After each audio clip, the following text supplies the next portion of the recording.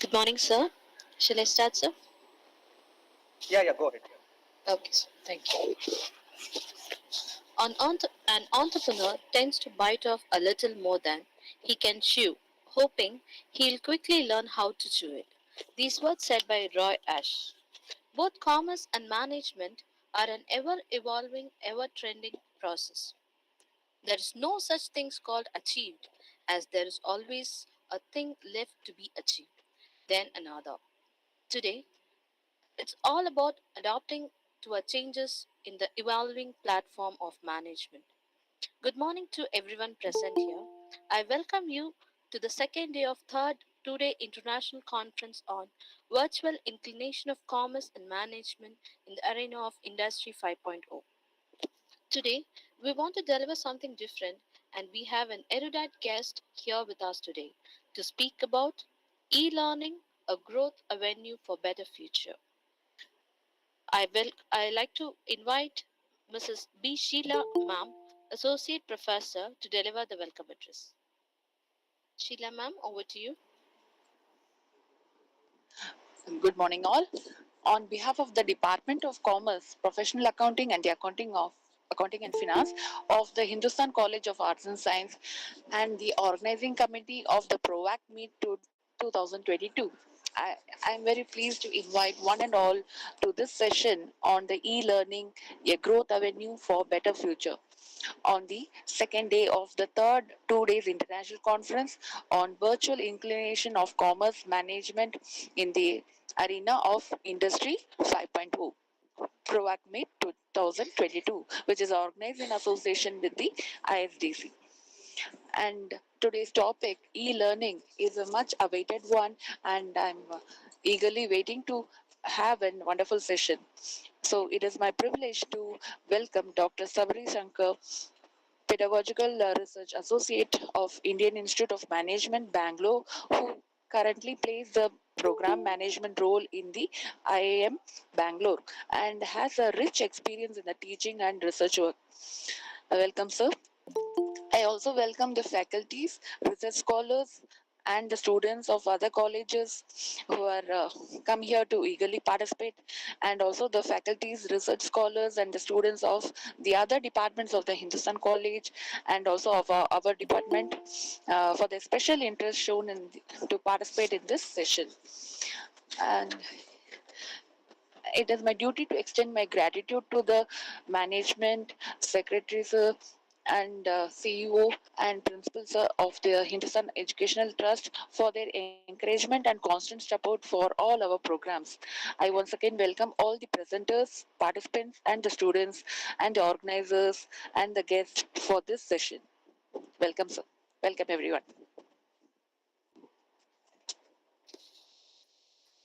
Thank you, Sheila Ma'am. It's time for our guest. Sir has completed his Master of Business Administration from Anna University with a rank.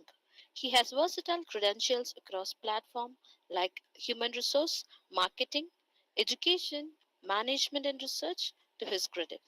His area of research includes destination branding and marketing, tourism destinations, sustainability, tourism research management, wine tourism, food tourism, family reunion tourism, destination image and personality studies, virtual reality in tourism, and digital education. To his credit, he has published more than 20 research papers, research reviews, research notes, short communication, and articles in the international and national journals that are listed in Scopus, Australian Business Teen Council, UGC Catalyst, EBSCO, JSTOR, and Cable directories. Sir also provides research guidance to faculty members of the Institute of Research Publications and other research consulting activities. He has also done peer review of journal for high repute. He is none other than Dr. Sabari Shankar, sir. Let us hear it from him. Sir, you may take over the session, sir. Thank you, Professor. Thanks a lot. So I'll just share the screen and I'll start.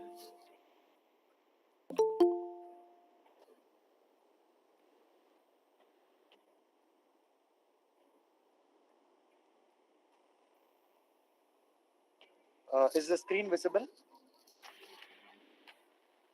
Can someone confirm, is the screen visible? Yes, sir. Yes, it is visible. Thank you, Professor. So I thank Dr. Nirmala and Mr. Mithun for reaching out to me and asking me to deliver a talk. When I was thinking about the themes of the conferences when they shared, I was thinking about what if I talk about the virtual reality, what if I talk about the robotics, and there were lots of things that were coming into my mind. But I just wanted to look back and see what I can bring from my own experience. So that is how I have come to this topic called e-learning, because I work in a place called IMB, and we have a separate, a paradigm, or we call it as a separate world called IMBX, where we produce online courses. It's not only about the program management role. Before that, we started producing online courses. We have partnership programs. We have lots of other commitments, etc. So from that background, I just wanted to contribute what e-learning means to everyone. So why is it so important for us to talk about e-learning at this context? And that is why I just came out with this topic called e-learning, a growth avenue for better future. Because it is not just cut copy paste from a content or maybe from an internet source, etc. There are lots of research activities. There are lots of discussions. There are lots of forecasting, analysis, lots of pre-work, post-work that happens. We all see e-learning as a course that we get on digital platforms or maybe in electronic sources. But do we actually know as to what kind of work that has gone behind the screen? And if you are seeing some content which is very highly structured and of a good quality, there are lots of efforts, lots of discussions, and lots of research that has gone behind that. And we just wanted to, look, why is it so happening? And what is the effectiveness and how those things derive value to people sitting out there and to me as well. And I know that there are 600 plus students who are listening to me as of now in the seminar hall or maybe in the hall that you have prescribed, and there are really 150 plus people who are watching YouTube in the YouTube live, and nearly 60 plus people who are in this Google Meet, etc. And to all of them, I'm just going to tell you that I'm not going to discuss something on robotic science or something very complex in understanding or maybe something which is very difficult for us to pursue. I'm just going to talk about something what really betters us or what really going to suit us and how we can enhance our future and in the lens of e-learning. So that is the ideology behind this presentation, and this is the agenda that we will we will take stock of things about what do you mean by technology in business context means. I'm not going to talk about the technological implementations or the elements, etc. But how it is changing, what are the changing landscapes in the business places and in the business places in the lens of technology. And we will be talking about what do you really mean by this e-learning, and what do you mean by the elements of e-learning, why is it so structured, and what is the necessity, etc. And why is it so critical for us to talk about e-learning at this point of time, and what is the growth of e-learning industry in a global context. And we will also learn and understand how e-learning is impactful and how one can make impactful, and that would be contributed to the teachers, learners, or maybe people who are willing to get into this e-learning industry as well. And we will also talk about the most important aspect of e-learning, which we call it as a social learning process, and that is one of the most effective paradigm that all the institutions are looking out now, because industry wants in that way. So it's a match, right? Like what industry wants and we are supplying, and based on the changes there, and we made changes here accordingly. And we will also talk about one of the most essential, and I would say it's the biggest challenge that the industry is confronting, and what are the ways that we can overcome. And we will conclude with what do we why do we need e-learning, and what is the outcome that we are going to get when we go across these e-learning platforms or maybe pursue online courses, etc.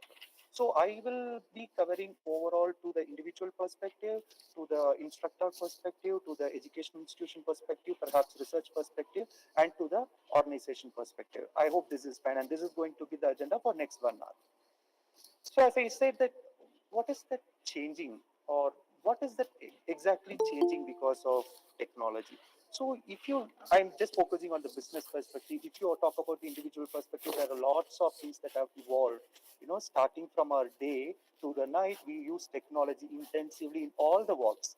All the ways, like starting from getting up from the bed, you look into the updates of information, you use social media networks, or maybe, getting along with people, communicating, etc. Lots of things we use technology.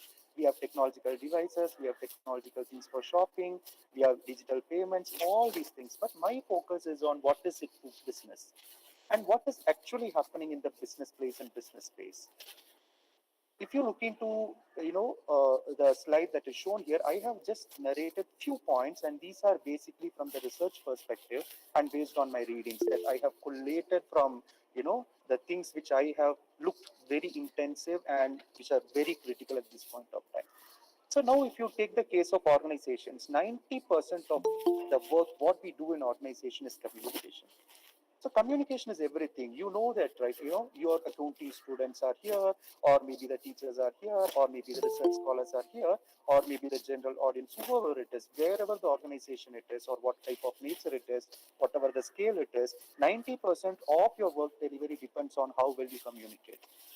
Companies or organization communicates to employees, employees communicate back to their organizations or CEOs, or company communicate to the consumers, or company communicate to the stakeholders, or the vice versa, stakeholders and consumers to communicate back to the organizations. Now, if you look into, of course, we know that communication is what the most essential thing in business place and business space. But what it is making so effective in technological lens is the digital tools that we use in communication. So, looking to the effective transactions, accuracy of the facts, accuracy of the information, the quick feedback and quick action, how productive it is, what kind of innovative, kind of communication that we have. Are you understanding? And moreover, we talk about the sustainable communication right now. And all these are possible when we have the digital tools on place. And no one, see, even in this conference, would we have thought like we would be using Google Meet, we will be using Zoom or WebEx or maybe YouTube Live, etc. It has made possible because please understand that this COVID is just a factor, and this has just given an impact on the use of technology. But we have started to use this. Now we could say that this has actually boosted up, but the use of technology has started long back.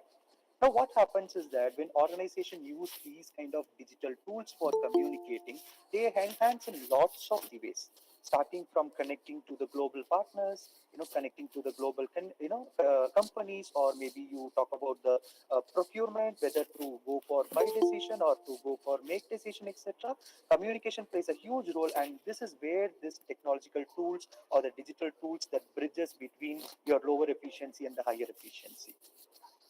Are you understanding? Now, there are lots of paradigms. Even if you talk about the industries such as banking, now if you look back into 10 years, and if you look back like 10 years ago, now you wanted to find out what is your savings bank account balance, or you wanted to give an inquiry, you go to the bank, or maybe telephone them and ask for the services, or you may even ask for what your balance is, and based on that they used to give you an information. Now what has happened is that there was a personnel who was taking care of all these kind of things.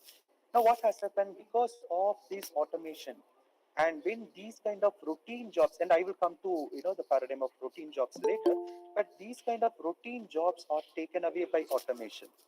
Now it is so effective communication for the businesses to give immediate services, to give enhanced customer experiences to the consumers. I understand. Take the case of shopping. We have lots of online shopping platforms. We have lots of things where machine communicates to man and man communicates to machine, etc. Now communication has become so effective because of this technology. So that is why it is playing a huge role in the communication arena. So now when you talk about analysis, understanding of what is the primary vision or maybe mission of any companies for that matter. Say they wanted to create value for their customers, right? So how do we create value for the customers? And the foremost thing is to understand who your customers are, what are the characteristics, how do we classify them, and what kind of market segments they belong to. How do you create value? Are you going to discover value? Are you going to identify? Are you going to create? Are you going to value add? What is that? I'm just going to give you a scenario like this happened like quite long. I just wanted to buy Royal Enfield. So I had certain things in my mind. Like I was looking out for the basic info. I just took my mobile, Googled out what Royal Enfield means. What is the brand, because now you see the brand also makes lots of changes as per the changes that happens in one's lifestyle, the perception, etc. So I just gave a basic information search about what this Royal Enfield is, what are the basic features. I just wanted to look out for Meteor 350 Supernova edition. Then I decided I just wanted to go and see how things actually is in the marketplace. So I went to a showroom in Coimbatore only. I went to a showroom.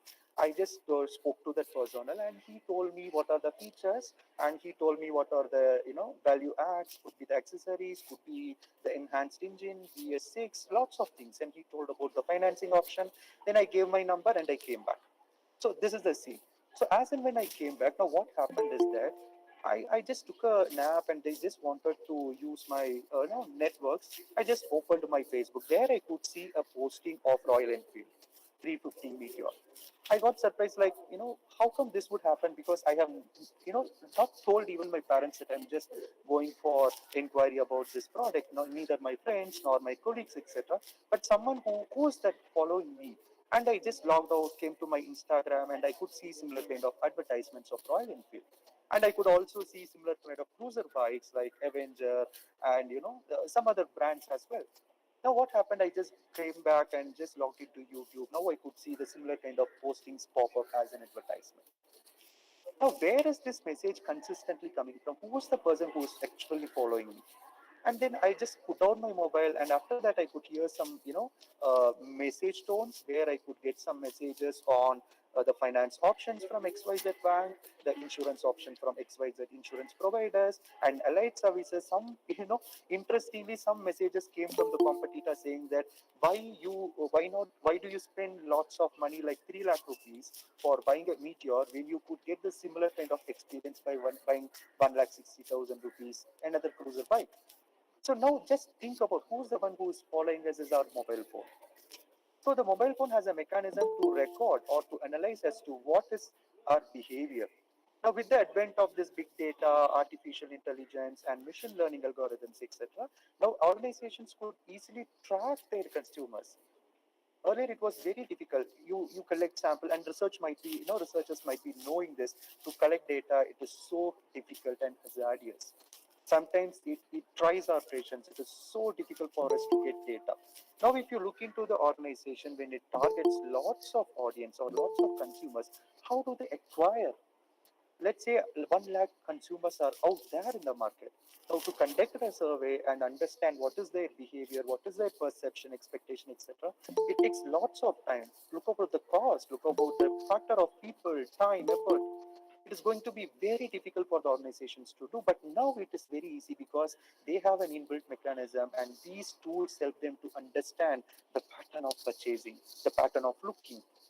Now, if you have learned this omni-channel marketing, then you would have focused that it is to give a seamless experience to consumer and bringing a consistent messages from all the angles. And I was a part of it.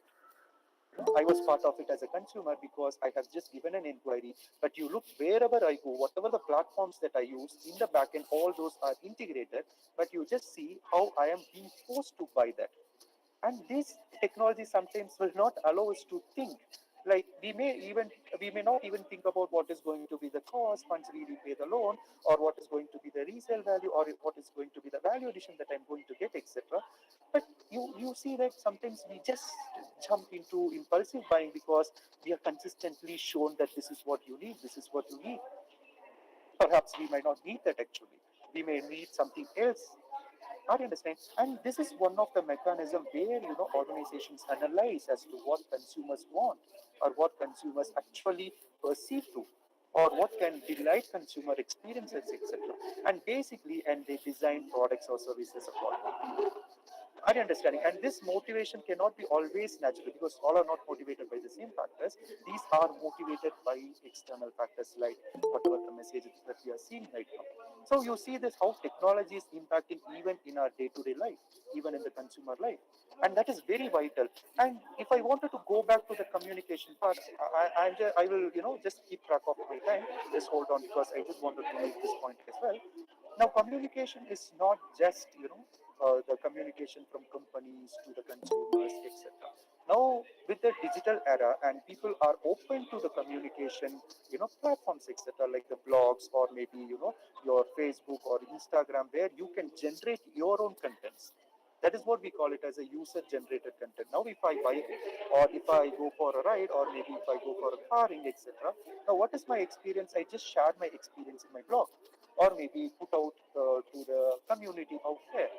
And that becomes a reading material for someone. Are you understanding? So, and this is a kind of information being passed from the consumer side to the company side, and this is also possible because we have lots of technological tools. And mainly, if you see, these technological tools are influencing the cognitive belief. We have a perception like this means this and this means that, but when we used to expose with these kind of technological tools, and all these impact our cognitive belief. Now then comes to the competition. Why is it so competitive? Why business are so competitive? Now you understand how technology has influenced the business communication, and it has influenced the way that organizations think about their consumers, understand the consumer characteristics. Now what happens is that not only you as an organization, but many organizations industry out there are trying to compete with each other. Because maybe you might see that there are lots of car brands available, there are lots of bikes, or there may be lots of laptops, or whatever the product that you take, there are lots of brands, but what makes them unique? Though they have a similar kind of business model, where do they actually position and how do they differentiate from others? That is very vital. Are they differentiating themselves with the perspective of cost? Are they differentiating themselves based on the cost competition, cost leadership, or could be the marketing strategies? Even if in the marketing strategies, are they making enough differences in their segmentation process, or maybe in the targeting, or maybe in the positioning, or maybe in the value creation, etc.? So I just got to read one of the interesting, book on value discovery.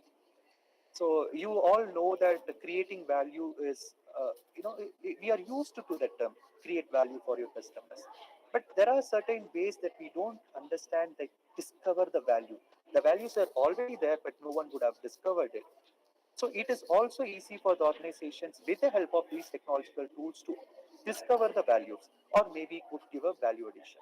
And that could even be a competitive advantage, sometimes competitive advantage by creating a competitive edge in enhancing customer relationship management or maybe maintaining the industrial relevance. How long you stay relevant in the industry as an organization and what kind of competition that you can build.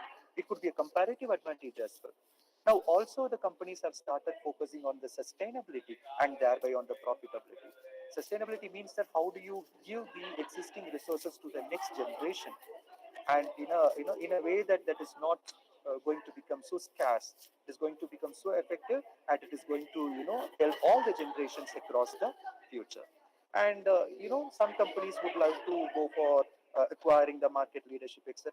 Now, if you look into all these kind of competitive edges, and technology plays a huge role in this. And when you gain these kind of competitive edges, what happens is that that creates an asset for you. That creates some kind of bandwidth that you will be see these kind of uniqueness or maybe differentiating factors, etc.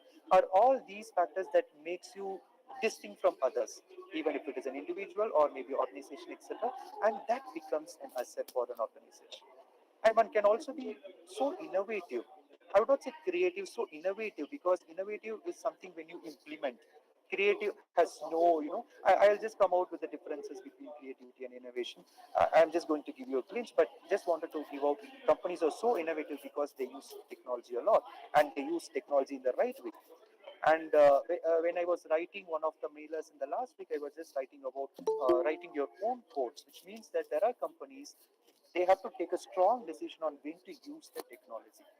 Whether you wanted to rely on technology provided by someone else or you wanted to use your own technology, that is a very important decision that the company has to take. Now, these are the things that are really changing. Now, companies are trying to figure out where to do.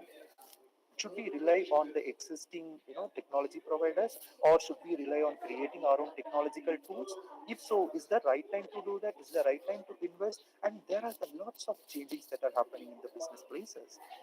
And why is it so important? Because we wanted to enhance the efficiency of business operations. It could be the effectiveness or could be the efficiency. Efficiency of what? Efficiency of the system, efficiency of the process, or could be the products or services that you produce and sell, or efficiency in managing the data flows, managing your contracts with your stakeholders, or maybe with external parties, or maybe recording the business transactions. As accounting student, you know how important it is to record the transactions. And you might be seeing how this technology has influenced all these operations.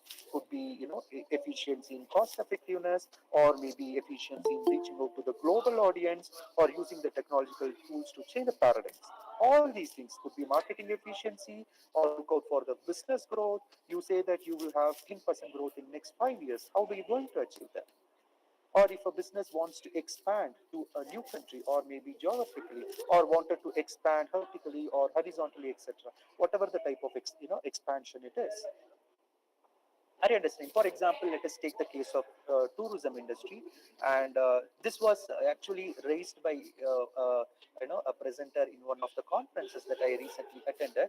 So I was talking about the virtual reality as a new form of tourism, but surprisingly, this came out, in the discussion, like the virtual reality can also be a marketing strategy for the existing tourism. My perspective was on the virtual reality can be a tourism provided this COVID impacting people, elderly population, etc. Its impact on the sustainability of environment, impact on revenue generation, etc. But can you also see from the perspective behind the strategic perspective that this can also be a platform for marketing strategy? So you show visuals about your tourism destination, you show visuals about your college, you show visuals about yourself, and you market yourself, you market your product, or maybe you market your destinations. Now see this technology as a as a platform, or maybe as a paradigm, gives space for lots of approaches that are so innovative, and mainly the engagement. I mean, demand is also left. Why is it so demand? Because technology is demanded by everyone. Would you not love to use technology? Of course, why not? As an individual, I would love to associate myself with the technological tools that you use. So, as the employees, now employees want to work with the higher and the greatest technological tools, and that is why they believe that they could bring profit, efficiency in whatever the deliveries that they can, and look out for the things that they compete with their colleagues, compete with their groups, compete with their teams, or compete between the organizations. Employees believe that technology can enhance their deliveries, and so as the organizations, as I said, do demand for technologies. Now production cost is coming down because they are relying on the technological tools, they are relying on the technology procurement, technology in operations, technology in creating designs. Are you understanding? It's creating huge challenges for the organizations. And coming to the point of engagement, now I just wanted to, it's not a kind of a threat, but just wanted to classify the jobs that we are doing.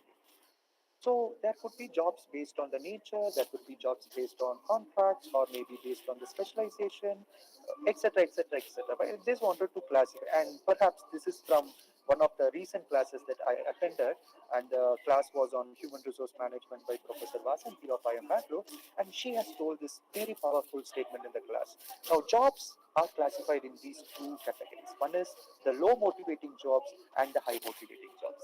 And fortunately, I mean, surprisingly, we have 60 to 75% of jobs in India are this low motivating jobs. And why do we call it as a low motivating jobs? Because these low motivating jobs are routine in nature. Are you understanding? Look into the case of accounting. So what kind of creativity that you can do? No, you cannot start saying that here onwards I will put whatever that is on the credit side to the debit side and debit side to the credit side because I just wanted to be innovative. Are you understanding? So that kind of certain set procedures or the policies cannot be changed. Take the case of ticket booking system, taxing. What kind of creativity you do? Nothing. So these kind of routine jobs are some jobs which are we call it as low motivating jobs. But how do we enhance that low motivating jobs? Why is it so important? And this question has been arised in one of the webinars that I've attended. Like many of you would have this doubt, like what happens when technology grows intensive? Like Will we be losing our jobs, or will the jobs that are existing today won't be there tomorrow, or maybe after some time? And this is one of the very beautiful question, and it creates a thought process, to think further and in deeper, etc. Now look into these two classifications, the low motivating and high motivating jobs. Low motivating jobs which are very routine in nature, high motivating jobs are very creative and innovative in nature, etc. Now these low motivating jobs are going to be threatened by the intensive use of technology, because already we have started to experience this automation. Now take the case of banking, take the case of online shopping. Now humans are being replaced by technology only in the perspective of low motivating jobs. I mean the routine jobs. But what happens is that it creates an avenue, it creates a growing space for people out there to enhance their deliveries and enhance the way that they work. Now, what will happen in the future is that I'm not going to say that the jobs right now is going to vanish or maybe going to taken over by automation. Please make sure that this is going to be a change in people dimension. People will be using technology, people will use the technological tools, and certain routine works will be handed over to automated services or maybe implemented through automatic technique, etc. But mainly whatever the jobs that they do on top of it, what is the distinctiveness that you are bringing about? Sometimes down the 10 years down the lane, you will have, even now companies are starting to ask their potential employees and their employees, etc., to design their own job descriptions. Someone wants to talk? Okay. So working with machines, instruction machines, now machines instructing people to do, and we are instructing machines to do. Now we have lots of this interface between technology and personal. I understand. So we will learn about the machine learning, etc. Now you don't need a personnel to stand on road and tell how many HICAS have passed in past 1 hour. Now machine learning algorithms which actually tells us. These are some of the changing times in technological lens, especially in the business spaces and business places. Now that is why in I am Bangalore, I just wanted to tell something, that we are so adequate enough to forecast what the future is, because the perspectives that we have and the kind of connect that we have with the global corporates and the organization and professors consulting with many corporates, many employees, many CEOs, etc. They understood that what is going to be the future and what kind of changes that we can think about. And we are going to soon launch a program on certificate in artificial intelligence and machine learning. And we are also focusing on producing a course on certificate program in healthcare management, hospitality management, etc. We are already partnering with many institutes, many corporates providing customized services.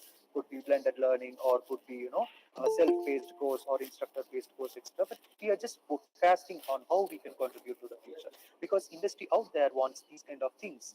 And how do we match as an institution? How do we produce people in that way so that they will be best suitable for the requirements there? And just wanted to give you a glimpse about this machine learning. Earlier, someone would have told us, now this is a fish, this is a mobile phone, and this is a pen. Now, what happens that this gets stored in our memory, and whenever we see a mobile phone, automatically we recollect based on the object, based on the size, or maybe based on its appearance, we know what the name is. And machine learning algorithm says that you will have to feed that. If you show this as a pen to the machine, it gets recorded. Now you will have to show that pen can also be of different types. It can be with a cap or without a cap, or maybe with a size, without a size, or maybe of different colors, etc. Now once you get fit into the system, now it will automatically understand that when you see this product or when you see this object, it is this, and this is classified under this.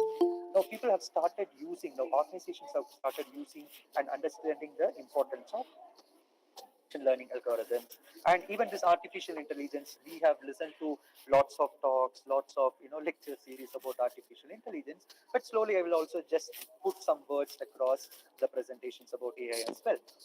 Now what is e-learning?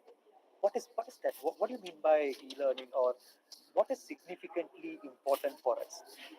Now, e-learning is a kind of a structured learning. Why is it so we call it as a structured learning? Because this is a learning system on a formalized teaching, but with the help of electronic sources. When you, it can enable you to go across the boundaries. Boundaries means that you can take courses from Harvard University, you can take courses from Stanford University, you can take courses from MIT, you can take courses from IMB, or you can take courses from the other Indian institutes or maybe the Indian universities, etc. It will not put you in a boundary saying that you belong to this institute and you will have to take courses only to this institute. Now it gives you or facilitates you to cross the boundaries. Now the structure also has another meaning saying that. I'm not sure that how many of you are exposed to these e-learning platforms, etc. But I'm very sure that once after these conferences, you will actually look in, and because this is going to be the future, and we will have to work on this, or else we will be separated from the future requirement and what we are now. So the structure means that the careful choice of the contents. Now, as a faculty, I still remember whenever I go to class, I just carry a case, or maybe I carry a scenario, or maybe I carry my lecture PPTs, etc. I just walk into class and I just start by introducing the concepts and talk about. I can take pauses, I can extend my conversations, go here and there, walk around the concepts, and come back to the core theme. But now, if you look into the online courses, the contents are very specific, very structured. Now, the faculty has the constraint to say what is actually said and what has to be said. Now, what is so said is very specific. You know, you cannot say anything to the audience. You have to say what is required or what is the exact concept. You cannot repeat it. You cannot, make differentiations in terms of giving this can also be, this can also be. If so, what it is, you have to carefully choose the examples, you will have to carefully give the relevant cases, and we have to just think about the specific contents like the examples. It could be the pictures, or it could be the graphs, or it could be the video text, or maybe it could be the external readings, etc. So these are very structured. Now, in today's world, if I wanted to talk about marketing, now I can just tell you, like, from Kotler's marketing management book, this is what marketing means, and from Kevin Lynn, this is what branding means, and this is possible. And I can go all the way to expand my examples, expand my teachings, or maybe the context. But who's going to listen? Who's the one going to listen for me to 1 hour, 2 hours, or maybe the timeout? Now, what happens is that I just wanted to keep you attracted to me, I mean, to the context that I'm talking about, and also the effective outcome is always on the plate of thinking. I will have to give you the outcome at the end of the video. You should have learned this. This is my objective. And that learning should not be more than 4 minutes. Now, think how much background work that we have to do. And we always want to keep the learning on pace without, extending or excruciating to the long hours. Keep the lecture series short. It's not only about the video lecture, there are lots of instructional elements as well. And instructional elements, it is not the text that you see in the online courses like 5 lines about the definition, or maybe the classifications, etc. Moreover, the kind of digital tools. If you see the videos of the online courses, there are lots of animated characteristics that suddenly comes in. There are lots of graphs that comes in. There are lots of text that comes in. We have lots of quizzes in the videos. Why is it so important? Because you're actually listening, you are actually learning, and the learning experience has to be enhanced. And we have lots of discussions, and the discussions has to be these discussions have to be initiated based on the content that is discussed, and that could have some kind of reflective thinking on plates. There should be some kind of pictorial representation. That could be podcasts, I mean the audio recordings, and there could be additional readings. There could be some external links that provides some additional info for your learning as well.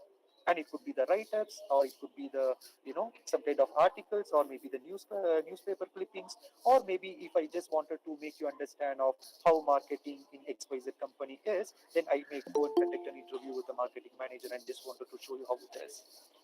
Are you understanding? There are evaluating assignments. It could be, a subjective assignment, or it could be objective assignment, whatever the type of assessment it may be. All these are some kind of instructional elements, and these are delivered in a learning management system. This learning management system is a kind of, a managed or administered, platform where it is using multi-software applications. Could be Moodle, could be Google, Google Classroom, it could be Canvas, etc. So this facilitates the interaction between the instructors, learners, and the moderators. Could be in the form of discussions, could be in the form of video conferencing, or it could be any of the components, etc. And this has some kind of self-paced or instructor-paced differences. What do you mean by self-paced in e-learning? Means that the entire course is given to you. The entire course means, like, if a course is of 5 weeks or maybe 6 weeks, the entire course is given to you. Now it is up to you whether you complete in 1 week or maybe 2 weeks, or maybe you take 1 month or 2 months, etc. All you have to do is you will have to maintain your pace of learning. But what is instructor based is that the contents of week one is released one time, and the next week is released in another week. So we release certain bunch of contents at a frequent intervals, and so as the assessments. This is just to keep track on the learners, or maybe wanted to maintain a consistent phase of learning experience.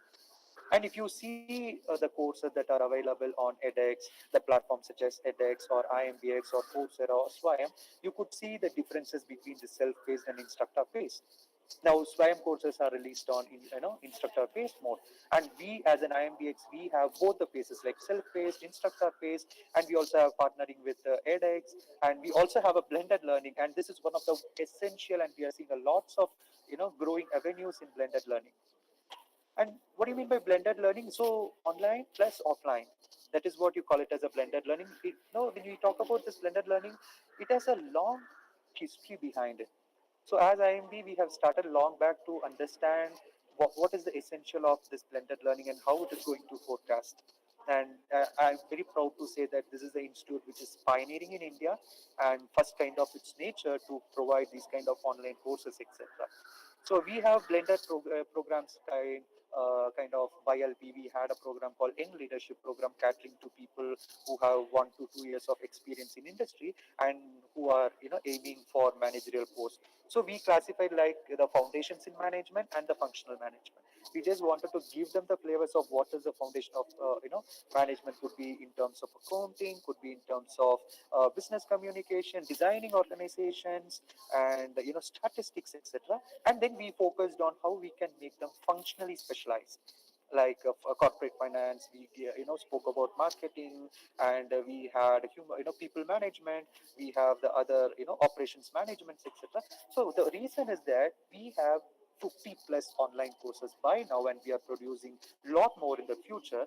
And we just wanted to give these courses, and you will come to campus, you will be doing some online offline classes with the professors, where they will introduce you to the subjects, and they will ignite the thought of doing the online course, and you will be enrolled on the online course. Once you complete, now you will come out with a backup knowledge of what the course means, or what are the content means, or what are the course objectives, and how you are specialized, or maybe used, or maybe acquired the benefits of it. Now you come back and you just sit in classes, and this class will be of the next level of what you have learned. Could be on reflective thinking from the case studies, or maybe taking you to the projects, or maybe asking you to present on the topics, etc. And this kind of blended learning is not especially followed in institutes like IMB, but also required by the organizations.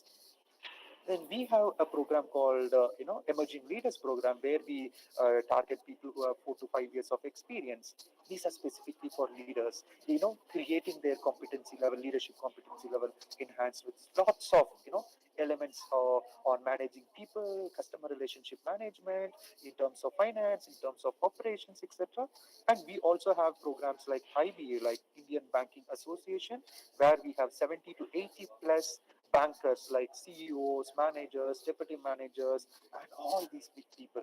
And they are just doing these blended learning courses. Like, they come to campus, do offline classes, and they go back, do their online courses, come back with the knowledge. Now you just see what kind of learning experience it is. And not only that, we also provide the individual courses. If you look into our website, you will know the list of courses that we offer across varied ranges of specialization, etc. But now you look into what kind of, see, this online courses by nature itself has lots of elements. It's not only the video series, it's not only the video lectures. We make that unique because we have lots of other elements to support. Now, along with that, when you have such a kind of a benefit, when you enter into a classroom as a well-informed student about the technical know-hows, then how effective your learning is. And that is where we derive this organized learning. You have your own time, you have your own place to read, you can reach out to audience, you can connect with your peers, you can connect with your cohort. Could be your cohort might be scattered across different countries, but you could able to connect with them. And these platforms, oh my god, I should say this, these edX, Coursera, MBX, so sophisticated platforms that helps us to do all these kind of or to experience and taste all these e-learning elements. So now just coming to why this e-learning is so important. Just give me.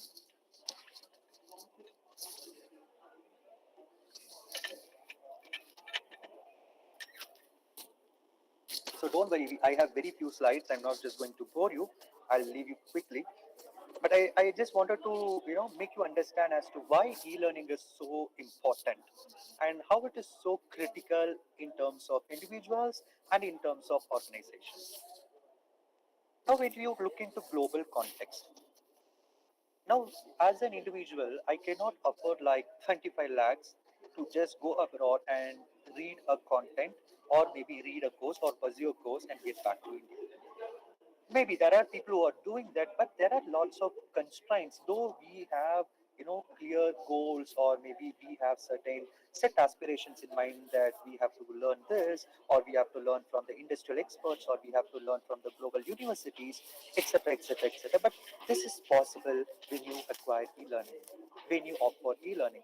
You could apply for foreign university courses, or maybe you could apply courses of premier institutes in India, or maybe any type of universities for that matter, whoever is producing online courses.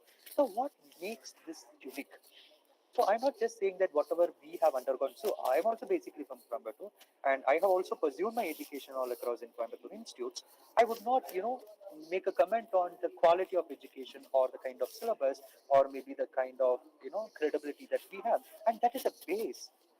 Whatever that we are learning in postgraduate or could be in the research degrees like MPhil or PhDs or maybe in your undergraduate programs, etc., that will lay a foundation for you, that will help you to understand the context, help you to understand the basics, and to some extent, when you do real-time projects or maybe you're doing internship, that will actually introduce you to the real-life experiences in organizations. But what is that when you talk about globalization, when you talk about the other things, etc.? What is that makes difference? And these global courses are not produced by one individual at one go. So there are lots of people involved. Before producing an online course, there are three stages like pre-production, during production, and post-production. And these pre-production is a very big, phase, because it is not like we can produce everything. There may be 10 marketing courses out there in the market, but what my marketing course is going to differentiate, how it is going to enhance, and what kind of uniqueness it is going to bring about. Lots of free work is there. And for which the professor has to connect with people and have to actually research and understand as to what is existing and what value addition that can I bring and how differences that I can make and what kind of outcomes that can be differentiated from the existing courses, because people and these kind of institutes that are producing online courses have lots of accessibility to the resources, not only in terms of teaching materials, but also in terms of instructional designs, or could be the investments on producing, or could be using the the higher end technological tools, etc. And mainly this is a backup of research as well, and there's a lot of impact on teaching. The moment you explore that this is what is missing and you invite that in your course, and that becomes a unique model. And think as an individual, if I'm applying to that course and if I'm pursuing that course, what kind of outcome would I derive? How effective I would be? Are understanding? It is not just you have one specialization, you have specialization course across different disciplines, and it also enhances the continuous learning. It's a different way of educating ourselves. It is it's giving a different experience for us. So one day we will reach where we wanted to be, because the kind of global context that we have, the kind of updates that we have on plate, and these courses are always updated. So these courses, for example, we are actually revamping the courses that we have produced. Whenever there is a new context, or maybe the new happenings, or maybe changes in the current affairs, we input everything in the course, either in the form of external links, or maybe in the form of podcast, or maybe we at least ignite as a discussion. And understand. So it will facilitate individuals to get updated in contents, updated in what the current affairs are. It's not only about the syllabus, also about what is happening in the industry as well. Setting the clear examples. Now you just compare what has happened in the previous era and what has happened now. Now you have that facilities because now if you take the case of pandemic, it has impacted all walks of life. If I wanted to quote an example, then I take marketing. It has even more impacted. Now food, clothing, shelter, where the basic needs, now it has come to food, clothing, shelter and sanitizer. Now what kind of marketing strategy should a company follow when these kind of things happen? Now how do we know that what they are following? When we get to know, either you have to go to industry and understand as these are the changes that are happening out there, or we may have to pursue something which tells us these are the changes that are happening out there. And this online courses will help you to get that kind of updations. Are interesting because people have started realizing that the safety and that safety catering to their health is very critical, and their behavior is changing accordingly and intensively. So the organizations are in the outset to just change their design or change their marketing strategy. So if you're still so consistent and stagnated about the existing marketing concept, then you may not acquire the position that you are willing to acquire. We always look for this employer brand. Employee brand is also very important. Personal brand is also so as important like employer brands. Now what do you mean by scalability and sustainability? Now when you talk about the scalability, it's all about the quick ways of learning. It enhances you to learn in a quick pace. It creates and communicates new context.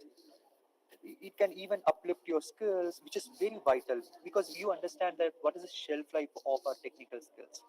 We may say that at an entry level jobs we want these kind of technical skills to get a job. Of course that is very important, I would not say no, but I still remember in one of the contexts I happened to learn this. Your technical skills will become very problematic when you gain experience, because after 5 years you will have to move from the technical skills to the human skills.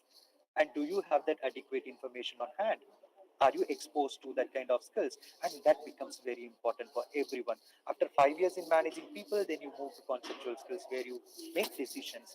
You go to CEO level or maybe CFO levels, that it makes you to get exposed to different parameters.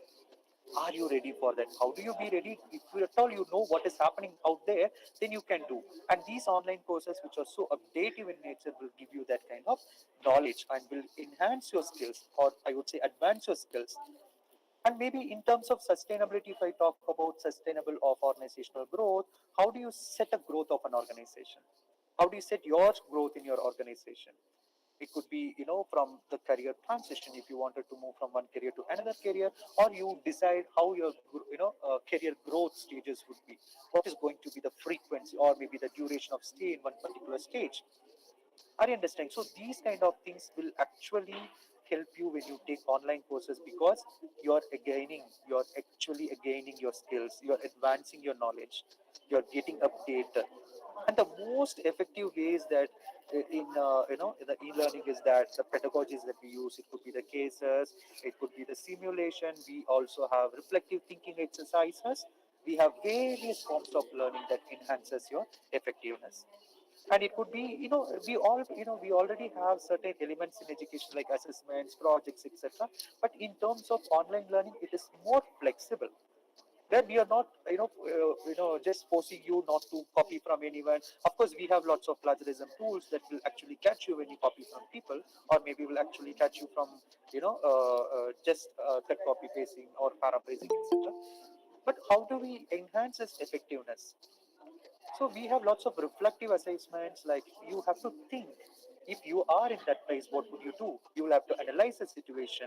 That there is no right or wrong answer. That does not matter. But how well you are understanding, how well you can understand the concept that you have learned, and how well you can analyze, imply, and just make a critical thinking out of it. How reflective are you to the concepts?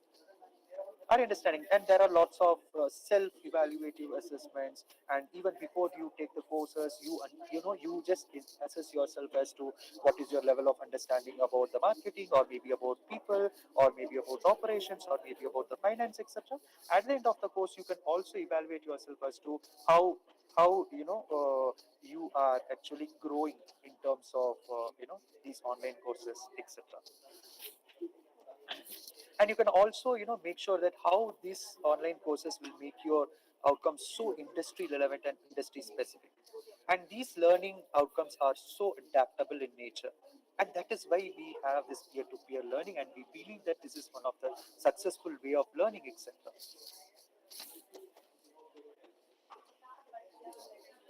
So what is this peer-to-peer learning? Of course, I will just talk about this peer-to-peer learning in a coming slide, but just wanted to give that this peer-to-peer learning is that learn from others, learn from your peers, learn from your cohort, learn from others of working in different nature or maybe working in different industry. So what happens is that you get varied views, you get collaborative information, you get different ideologies, you will have recommendations from people, and you also get to connect with people, etc. Now, when you come to the organizational perspective, it is important for the organizations to, adapt to the e-learning environment because there is something called executive education. Now, you look into the organization employees growth. Now, you hire bulk of employees. Now, you wanted to provide some formal training to them, and what you call it as a standardized training, or you already have existing employees and you wanted to move them from the existing positions to the next positions. Now, what you have to do is that you will have to understand what are the characteristics of your employees who are existing in your organization. Now, when you're understanding the existing characteristics and you understand these are the things that they are lacking with, and you always have these e-learning platforms. And because, as I told, these e-learning platforms which are producing courses are not the generic courses which are so updative in nature, which will lead you to think, which will lead you to do lots of other things, etc. So, if one wants to advance or excel in a new role, or if an organization is thinking to move group of people to the next level, or could be from managerial level to the strategic level, etc., they can always rely on e-learning because this is a formal way of training people and very cost effective way, because whatever the changes that are happening in the industry are being catered by the instructors, catered by the e-learning people here. I understand, and basically this emphasizes on continuous learning. It's not like whenever you have transition or whenever you new people, you just ask them to go take up these courses, or and that is where we have lots of partnering, corporate partnership programs where we partner with Infosys, we partner with NHPC, we partner with lots of other corporates, etc. Because we just wanted to give them a kind of an executive education in the form of blended learning. I understand. So they will also feel that they are part of institutes which are of high repute, and they are also learning from the premier institutes and the faculty members of it. And this kind of standardized training will actually enhance the employees to the next level. It could be the new roles or new skills, or you want them to be enrolled in bulk, or could be you think about the employees' growth, etc. Or you wanted to identify the values in the diversity of the crowd, or I know you wanted to understand how those unique values can be used for aligning with the organizational goals, or how that unique values can be a value add for the organizational objectives, or you wanted to shape the potential, or the prospective managers, or maybe the prospective CEOs. Now you wanted to make them more competitive, and that is where this e-learning comes into picture. And mainly these e-learning, platforms or the courses would actually upscale the productivity and performance of the employees. It is a risk-free environment because you don't have to commute, you don't have to let your employees out wherever they are, and whatever the pace that they can take, they can always pursue these online courses, and this actually boosts their existing skills and force them to acquire the new skills. Perhaps is very cost-effective, saves lots of money or the cost involved in training, and it will also retain the employees. I understand. When you retain employees, why do we retain employees? Because you're investing on them and you wanted that investment as a return. That is what you call it as ROIs. Now, what happens when an employee is so effective, enhanced with the skills, etc., the better customer relationship management, the better the customer service is. Of course, at the end of the day, if it is a B2B or B2B, B2C, whatever it is, and they will have to satisfy their clients or the customers. They have to deliver values. They have to deliver their set of expectations. They have to enhance their experience. So how do you do that? And you can do only when your employees are so effective. And how do you bring effectiveness to your employees is by way of enrolling them on the online courses. I would not say the only online courses is the way, but this is an additional, or I would say this is so sophisticated Are you understanding? This can, even reach out to the global audience. Now, take the case of MNCs where it has multinational presence. Now, if you wanted to integrate all these people who are working out there in the different countries on, specializing on managing people. Now we have a, for example, we have a course called People Management, which is very sophisticated and a unique course, which is mostly, reputed in many contexts. So now, if a company which has existence in India, which has existence in UAE, which has existence in US, UK, and they wanted to make their people to understand how do you manage teams. Now they have identified these are group of people, and they are going to be the team managers. Now, how do you manage team? How do you manage people? Now we have a course for that, and wherever you are, now it increases the productivity. I understand because we have the distinct features, as I said, the own pace of learning, ease of access to content. We have always, you can always refer back to what you have learned, and the kind of learning will always be effective. So now what happens is that when companies start investing on employees on e-learning, they start getting their revenues. One is that investment on your employee skills or knowledge will also increase the employees' productivity, and so as organizations' productivity. I understand, and also increases the cost effectiveness, perhaps the effective outcomes or the productivity, and you can also create some kind of set of processes, or can come out with sophisticated processes for their employees or to manage their employees, etc. And it has lots of benefits. And mark my words, is managing human resource is becoming so the dimensions of managing people are becoming so revamping. It's becoming so complex. At the same time, it is opportunity and challenges, etc. I just happened to listen to a video, and I'm not remembering what the context is, but this is a context. There are three generations so far. One generation is what you call it as a people belonging to industrial revolution. Another generation is people belonging to information revolution, and the third generation people belong to the social revolution. So now, if you look into the industrial revolution, and people belonging to that basically are grandparents of today's generation, their need was to earn money, and their need was to sustain. Their need was to take care of the family, even if a manager else, or maybe if there is something which you don't like, even then we worked. Our grandparents worked because there were need for money, there were need for life. They wanted to live the life. The basic necessities were very predominant, and that is why people did not have greater importance in industrial revolution. Now there came this information revolution, where these branded organizations came into picture. They started branding. The industrial revolution were focusing only on people they were just looking out for the basic necessity. They just wanted to live. But this information revolution, where people were looking into the standard of living. Now, when you talk about the standard of living, we talk about the loyalty, we talk about the pay, we talk about the options, and we have lots of other things.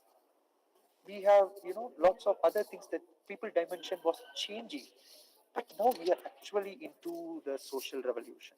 What do you mean by social revolution? If you look into the recession after 2008, now people have started to look into the quality of life. Or you call it as a digital revolution.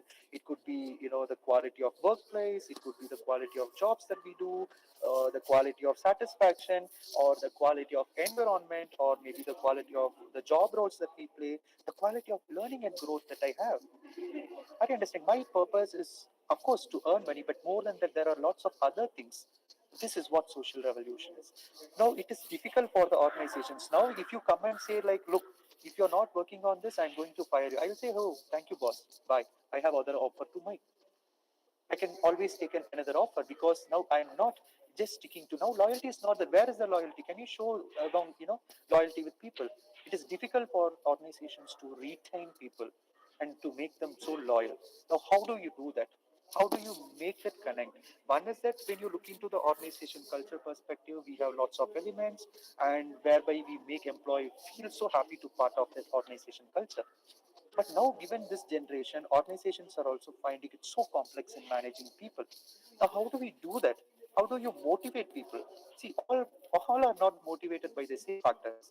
Some people in the same cohort or same group may be motivated by money. Some people may be motivated for recognition. Some people may be motivated for doing something creative. Some people are so, citizenship, showing some kind of citizenship behavior. Some people show withdrawal behavior because their distinctiveness, their characteristics differ. You cannot stick to one particular zone like what we had in industrial revolution. Whether you like or not, you work because you wanted to earn money. Because this is so, social revolution, we don't want to stick to an environment which is not keeping us very happy, not keeping us so satisfied, which is not actually providing the self actualization platform. Are you understanding? So it is very critical for the organizations to look in how well they can engage their employees. How can they boost that citizenship behavior, expel this withdrawal behavior, and how they can create a talent resource base, how they can retain, and how these kind of things can be imbibed in their organization culture. And mark my words, is e-learning is going to be one of the greatest factor for that. And look out for organizations which are providing you the learning opportunities. This is going to be the talk. This is going to be the talk. And now people are starting to look into workplace happiness, etc., etc. So just wanted to give you a small statistics about how this e-learning is growing globally in a global context. Now I have just taken this statistics from the source, and you can always refer to. And if I want, I can share it to your Professor Dr. Nirmala, and she can circulate it to you.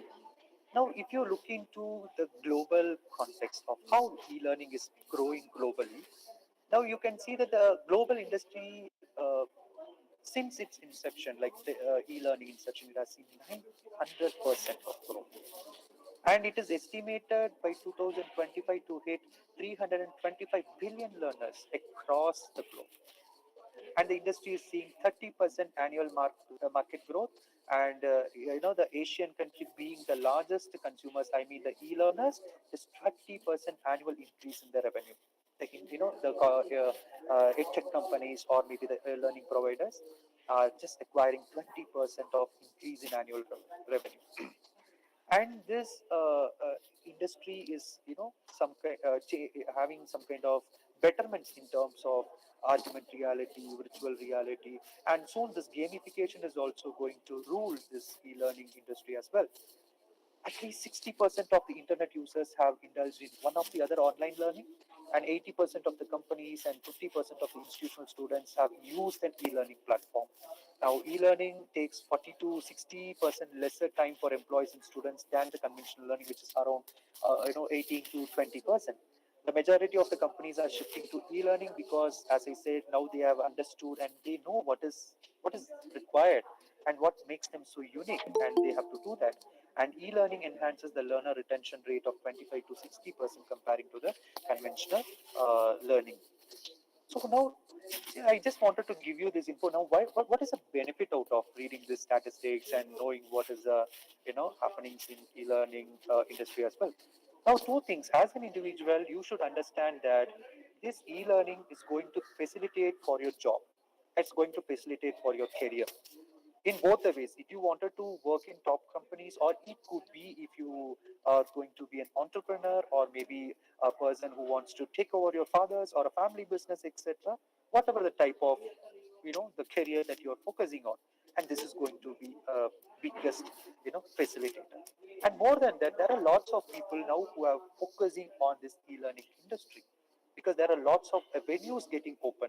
We are in need of instructional designers, we are in need of storytellers, we are in need of content writers, we are in need of people who can bring new things, and people who can just do research. Not doing research does not mean a circulating questionnaire and getting some insights using statistical tools, etc., but how information fresh you can bring, what kind of new information that you can bring on plate, how you can make so effective in the form of visuals, in the form of pictorials, in the form of the other elements could be the recordings or the video podcast, or I mean the audio podcast or the video recordings or interviews, or even it could be an blog reading as well. See, we have to learn from all the ways. We cannot restrict to the textbook. We cannot say that you have to read from this textbook, you have to read from this. A content that is generated on a Facebook page even can be a learning avenue for us. So is there anyone who can bring all these things together? Now, how to make an e-learning so impactful? And this I'm just going to focus on individual perspective and the instructor perspective and from the company's perspective as well. So how to make an e-learning so impactful? Now, the first thing that we wanted to understand is that learn what? So we know that we are doing your BCom program or maybe BCom professional accounting or maybe an MCom, MBA, you might be doing your MPhil program or doctoral program, etc. But more than that, what do we wanted to learn? So don't learn that is not necessary. And don't learn that is not going to fit something you to what you wanted to be.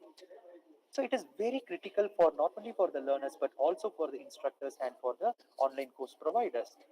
That you have to understand, like when I spoke about this organization and the career movement, etc. So we all know that we get into organization with the technical skills. Slowly we acquire the people skills. Then we enter into the conceptual skills, etc. Now, where are we setting these courses? In which level of my career am I? So am I into the initial stage of career and what kind of course that I can choose? Am I into my mid-career level? What kind of course that I can choose? Am I into the senior leadership position? What kind of blended learning programs that I can choose? And this is very critical decision. And similarly, when it comes to the instructors, you are not producing a course that is generic. Of course, you can always produce a course that is generic, but what is the uniqueness that your course is making? Apart from the courses that are already existing on the different platforms, there could be 10 to 20 marketing programs, there could be 10 to 20 people management courses, there could be 10 operation management, there could be 200 accounting courses, but each and every course has its own unique characteristics. And which unique characteristics is that you wanted? That is very important. Analyzing what you wanted to learn and what kind of skills that will acquire you. Will it support your job, or you wanted to become an entrepreneur? Will it be supporting your? We have a course on Do Your Venture that will actually focus on creating your own entrepreneurial avenues. And learn where, which university you wanted to learn, or which institute you wanted to learn, from whom you wanted to learn. And these people, you just go and look back as to what is the profile of people who are creating these online courses, and where is this instructor from, and what kind of research background that he or she has, and how that has been blended into this. And are these courses from these kind of universities giving different paradigms or throwing lights in the thought process?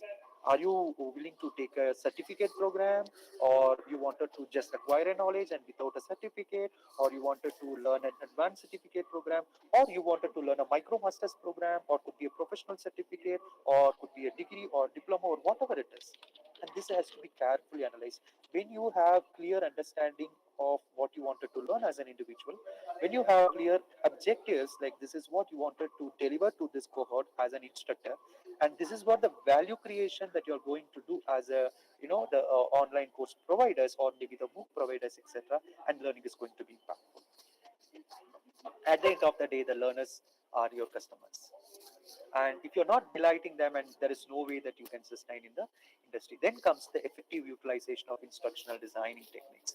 And if you look into the picture that is shown on the right hand side, and I have taken this from the Google Pictures, and I found this is very unique. So when you talk about the instructional designers, what do? They identify the learning needs. Where do the learning needs actually fall? What kind of need is there, and what level of need is that? And based on that, they design or determine these are going to be the set learning objectives. And at the end of the course, you will be known with this, you will be familiar with this, you can analyze this, you can imply this, you can make decision based on this, etc. So you set objectives and just see whether those objectives as an individual are matching with what you're looking for. And as an instructor, just see whether those objectives that you are creating are actually serving the purpose. I understand. Then the designing learning architecture, the structure, and the sequence, how it has to be. What kind of, what are the, what kind of elements or how you construct. It's like building. It's like building or constructing a monument, or maybe constructing, a platform, something like that. And you develop assessment in line with the learning objectives. Now, if your objective is to help people to analyze this and this, are you having such kind of assessment which actually assesses whether they can assess or they can analyze on particular thing? That is very important.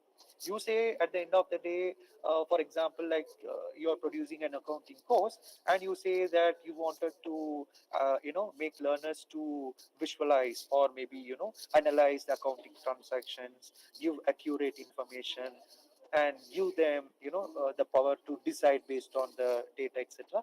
So, you having such kind of assessment to test whether learners are aligning with their learning objectives, creating engaging and impactful learning experience? How do you do that? That is very vital, and this is where, you know many people focuses on how do you create seamless experiences for the learners. It's not only the video series, as I said, there are lots of other elements, like it could be the discussions that are being initiated, it could be the, the assessments, or it could be the pictorial representations. What kind of engaging tools that you can use? Or you suddenly, pop up a quiz and say that, have you learned this? Now answer this. Now just see how kind of, what kind of engagement it is. Develop, learning materials. It could be the PPTs, it could be the documentaries, or it could be the documents, or maybe the external reading, etc. All these things are the materials. You give them cases, you give them the, short paragraphs or short phrases, and create program evaluation tools and implement the learning program on the platforms. Then you evaluate the effectiveness of the program based on the learners outcomes and the feedback. So this is a kind of a cycle. So it's not an easy job like we think on this is a need and this is what they want and we produce online course and keep quiet. No, just need look back as to what is the feedback. There are certain things. See, many times I still remember that one of the strategy classes I have attended, and there was a talk like many of the times when you plan your strategies in the way and you execute might be of a different outcome. We may not predict as to what the outcome is. Sometimes there are lots of factors that impacts your strategical outcome. Similarly, we may have certain fixations in our mind, and we would have thought these are the things that we are going to produce, etc. But at the end of the program, your outcome may of different nature or could be producing something else. So do you have that backup to go back and, revamp the model accordingly? And the main important thing is the learn from others. I'm just going to leave this because I will talk about the learn from others part in the next slide. And the course moderation. We as a people, we subject experts just log in, into the courses and see what kind of discussions that are happening, what kind of are people discussing on the right discussions, or is there discussions going on the right track, and what kind of doubts they come up. See, the most important thing is that it is not it is very easy for us to ask question. This is common, right? And people say that it is very difficult for us to answer, but here the paradigm is changing. Say asking question itself is a skill. Are we having such a kind of a moderation techniques? Now there is a scenario, and you are asking questions to your students saying that analyze on this and come out. Of course they'll do, and there is no right or wrong or clear cut answers, or maybe clear cut differentiating the right and wrong. But are they asking the right questions? Are they asking the sensible questions? That is very vital, because when they are into the industry out there and they are going to confront people, panel, clients, CEOs, experts outside the countries, etc., they are going to meet intellectuals, and they are going to confront people, they are going to discuss, they are going to, they are going to brainstorm. And that is where this questioning skills is very important. They have to ask the right questions, and that right question has to be so impactful, and that has to create some kind of growing avenues. That is very important. And then comes the reflective thinking. And as I said, we have lots of reflective assessments that are giving to many of the blended programs. As an individual, those reflective thinking will help you to become a better person in the industry. And these online courses will actually facilitate you in that way. And when you're choosing online courses, please make sure that these parameters are there, and which has to give you some benefit, because it's not only organizations, invest on employees, you invest on yourself and see what is your ROI and what is the return that you are making out of it. The return could be a better job, or could be an enhanced skill, or could be anything for that matter. Are you understand? And this reflective thinking can be achieved through this assessments evaluation. We have MCQs, you have graded assessment, ungraded assessment, you have the match the following. See, all these are basics, but when it comes to the online course, it is entirely different. Entirely different. You give a case and ask questions from them. Now you should understand that people who read the case will have to think before answering the options. and marking wrong answers will also attract penalty. So there are lots of lots of constraints, and those constraints are the challenges. And overcoming that will actually give you the flexibility of yourself getting into the place that you wanted to be. And the flexibility and type of phases I have already discussed, like wherever you are, you can take it. It could be a self-paced, or it could be instructor-paced, etc. And you make yourself available like 2 hours in a day you can spend for an online course, or maybe one complete weekend on a Saturday, or maybe on a Sunday. So you just have to analyze on all these parameters, and also important for the instructors to know that how flexible your courses for people to take, because you cannot have the traditional classroom setup and on online courses, provided you cannot think about having those kind of constraints here, because this is after all an online course. It is for global audience, and people may take it from the other countries. You look out for time zones, you look out for where the program is, what is the culture of people out there. Now you should, there are lots of other things as well, and for the instructors it is important that you think before you contain, or maybe creating such contents. You think, is there any violation, or is there any comment on culture, is there any dissonance that would be created after, maybe for I'm a person from South Africa and I wanted to pursue a course on people management. Then if there is a comment that focuses on the culture of people, that I would feel offended, that I would skip the course and go. So you have to think on all these possible bases as an instructor, and that is what makes uniqueness to the online courses provided by this online platform producers and this providers. As I said, I have very few minutes to complete. We started by 10:15. I will close it in next 10 minutes, so don't worry. So social learning process, we believe this is very critical and essential nowadays. It could be an online course or it could be an offline course, whatever it is, but social learning is very vital. Now, what is the 70 is to 20 is to 10? Have you heard of this? 70. So this model says that people obtain 70% of knowledge from job related experiences, and 20% from the interaction with their co-workers or with their peers or with their managers, etc., and 10% from the learning elements and the learning events. Now you see 70 is to 20 is to 10, which is the most highest significant number is the 70, learn from job related experiences. Now, what is that for to do with the social learning process? Now, if you see that the 70% of learning is so experiential, and this experiential learning happens through, you know, uh, maybe competing with your peers, or maybe completing your daily tasks, or maybe resolving issues or conflicts, or maybe resolving some problems at your work, or do something in your routine. Now, this can create some kind of expertise in you. This is, of course, this is an informal learning, but you should also see this as a self-directed phase of learning. Learn through one's own experience. Now, you are learning from one's own experience. It also allows us to explore and redefine our, thought process, or maybe the job-based skills, or it also enables us to make decisions at certain ways. It encourages us to face challenges. It encourages us to ask questions. It encourages us to learn from making mistakes, learn from our own mistakes, and giving feedback on ourselves, on our own performance. And it helps us to gain expertise, what you call it as autonomy. Are you understanding? Now, if you look into the 20% of learning experience is social, by interacting with people, observing people, and it could be your co-workers, could be your peers, could be your managers, based on how do they complete the task, how are they overcoming the hurdles, how do they, confront the difficulties, and all you learn from the peers. And this 10% is learning is the formal education that we have. It could be the delivery through the structured way, this and this kind of this informal I mean the formal learning complements the experiential and social learning, that 70 and 20%. And this is a base for knowledge. And this online learning happens through this LMS and these platforms, etc. So why is it so important for us to talk about the 70, 20, and 10? Now, though we are focusing on this 10, etc., now this 10 will help that 20. Are you understanding? This 10 contributes to the 20%, and the 20% contributes to the 70%. Again, the 70% contributes to the 20%. Can you understand what I'm trying to say? Now, whatever you're learning as a base, now, for example, let us take that you're learning some courses online, and what happens is that you just employ your learning. 1 minute. Excuse me, can you please lower?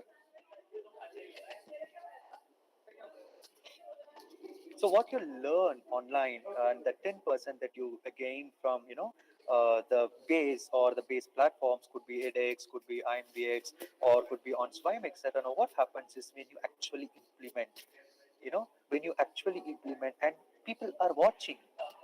See, as a manager, there are lots of people who look upon you and they just see you as a role model or they just see you as people who are, who are actually a career guidance or maybe a person who aspire or maybe inspire to work for or work with.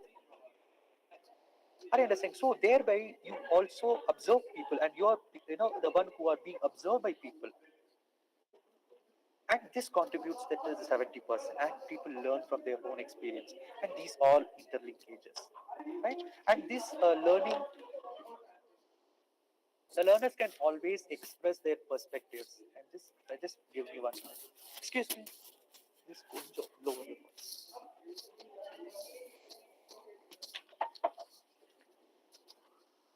Okay, so I mean, I'm just sitting in the outer area of the campus, and if you see, I'm just sitting next to my department. So I just wanted to get some fresh air. So I just thought, and people out there are discussing on a case, I think so. So that's why. So, anyways, now what happens in social learning process is that you have the rights to express your perspectives in a structured way. As I said, these discussion forums are the so effective platforms in the online courses, which facilitates one to clearly deliver what is there in the mind in a structured way. Now, if I ask or if I call out a name and ask a question as to what it is, some people may stumble, or maybe or they get a panic monkey, or they may have good thoughts running in their mind, but they might be difficult for them to narrate it because of lots of the other factors. But if it is a forum, then you have a time to express your way in very constructive and structured perspective. You could be your experience or it could be your ideology or maybe you might recommend a new strategy or maybe new suggestion to your peer learner. You create a constructive knowledge base in the forum and the flexibility of discussion, and the kind of credibility that happens in the discussion forum adds lots of value. This I have seen in all of the courses that I have ever moderated. So I have worked with many partnership programs, blended programs, even in the online courses, etc. But the kind of value addition that is created in the discussion forum that helps others to understand. For example, as a person working in e-learning industry, then I might post my views from this perspective. But what happens a person who is working in a software industry? Would, he would come to know about what is happening in my industry through my perspectives. Now that becomes a valuable knowledge. Are you understanding? And this also helps us to compete with others. The kind of discussions that you come out with would be the best among the others. And the more you can also see the discussions which are most voted based on the relevance, based on the updatedness, or based on the uniqueness, etc. Could be facilitating variety of information across distinct characteristics of people. Some people see this cultural element is very vital for individuals as well as the organizations because people perceive and this perception is based on the cultural ground. If you have studied organizational behavior, there is a concept called diversity, understanding value in diversity, etc. Characteristics of people. People come from the different backgrounds, have different perception towards one particular entity or maybe one particular subjective or objective, figurations, etc. So these are some kind of value additions that we get to explore. We get to see lots of varied views and the kind of question and answers. You may have a question, you post it on the forum and you get answers for that, and will also, even if you don't know the answer, might you feel that may be relevant to you, so that initiates some kind of critical thinking. And you may even discuss on a case. You may ask questions on a case. Why is it happening? Why is it not?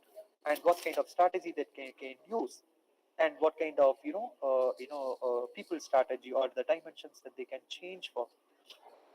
Are you understanding? And moreover, you can also get to connect with lots of people at various countries or maybe across various industries.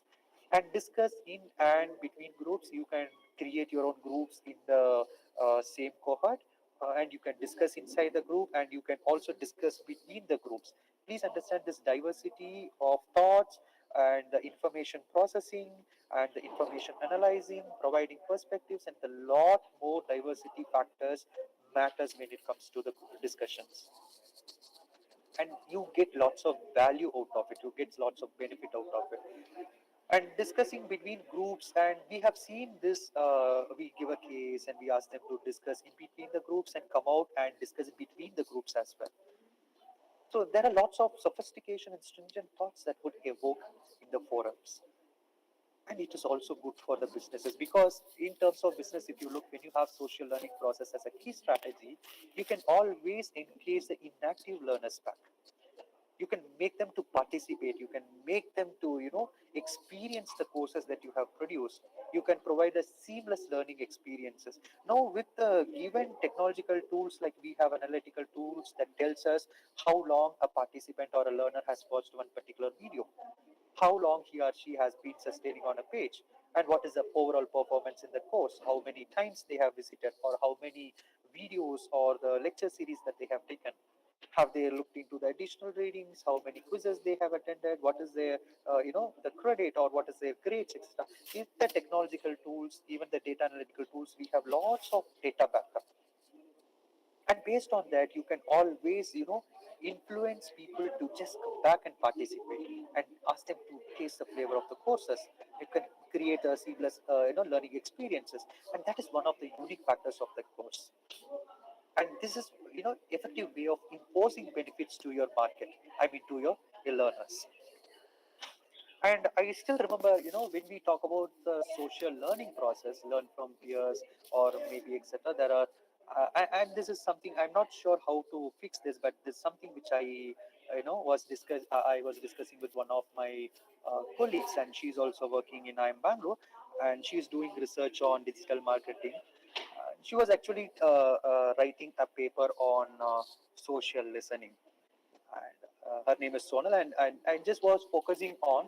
See, we know we have tools, we have techniques. As I told you, we have artificial intelligence, we have machine learning algorithms, we have big data analytics, we have all the big brands and big tools on hand. But all these things focuses on, when I say, if I am annoyed with the product and I'm going to that Amazon where I bought it and I'm posting that I'm annoyed with this product. That's all. Now that becomes a reading material for someone, and now the machines can classify this person is annoyed, not satisfied, this person is satisfied. But you are looking into the objectivity of such writings. But what about the subjective part? What kind of emotion would have been behind such writings? Maybe, for example, just I just bought a product, and when I was trying to open it up, and I could feel the product has a small damage. But I actually happened to have a fight with my spouse or maybe with my friend, and because of that, the emotional stability in my mind is completely different. Now after seeing that product, now though the product is of 10% damage, which can be replaced, or maybe which happened because of your handling, or maybe could be in the transit, or not by the means. But what happens is that in that emotional stability, I mean, in that emotional state of mind, if I wanted to give feedback about the product, now I go and type, this product is, totally worsened. This product is not good, and this product is not of use. Though they are in big brands, this product has no worth. Don't pay for that. Now, what happens is that people get attracted to the negative reviews more than the positive reviews, and that becomes, a kind of impact for the sellers. But what happens is that once I calm down, then I may use that product. That kind of looking back and asking people is not there. Now, this social listening is that not only you listen to what is spoken, but also what is not spoken. Now you just go back you and see what kind of emotional state of mind would have been the person when they are writing reviews on that. And still we lack lots of techniques to identify. And soon when I was reading some papers and magazines, and I understood that there are lots of technological tools, artificial intelligence, and ML algorithms that are going to come up to fill this gap, but still there is a void. Are you understanding? But this kind of social learning process and e-learning will actually give you the real perspective. Of course, we have this social listening, key factor on plate, but there are lots of other positive things that happens. I just wanted to give this and share, like, now you see what kind of opportunities as a potential, person in the labor market that you have. It's not like you wanted to see, if you as a 700 people out there, I could see that 700 plus people out there, and all of you wanted to become accountants. Where are the places? Now 700 into 10 institutes, 700 into 7,000 into, let us take 10 universities, 10 states, and 3 countries. Where are the job options? All of them cannot become accountant at one go, because we of course get into different perspectives of accounting once after completing the courses. Some people may go as a financial advisor, some people may go as an accountant, some people may go as a financial expert, financial analyst, etc.